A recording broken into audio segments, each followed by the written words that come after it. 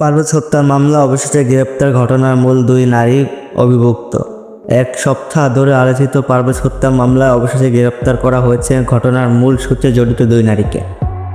একটি কথা কাটাকাটি কেন্দ্র করে নির্মমভাবে প্রাণ দিতে হয় একই বিশ্ববিদ্যালয়ের শিক্ষার্থী পারভেজকে।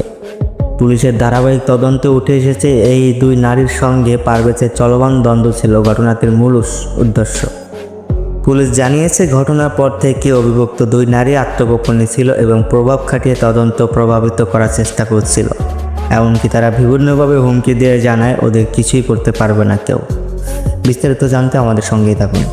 এত সাহসের পিছনে কারা ছিল, কারা তাদের ট্যাকেল দিয়েছিল বা শক্তির উৎস কোথা থেকে পেয়েছিল তা নিয়ে এখনও অনুসন্ধানে নেমেছে আইনশৃঙ্খলা বাহিনী। পুলিশের একজন উদ্ধারপণ কর্মকর্তা জানিয়েছেন, এই হত্যাকাণ্ড কেবল একটি ব্যক্তিগত দ্বন্দ্ব নয়, বরং এর পিছনে রয়েছে গভীর ষড়যন্ত্র। আমরা প্রতিটি দিকই তদন্ত করছি। পারভেজের পরিবার এখন পুলিশের অগ্রগতিতে কিছুটা স্বস্তি পেলেও তারা চায় প্রকৃত বিচার এবং প্রত্যেককে অপরাধী যেন শাস্তি পায়।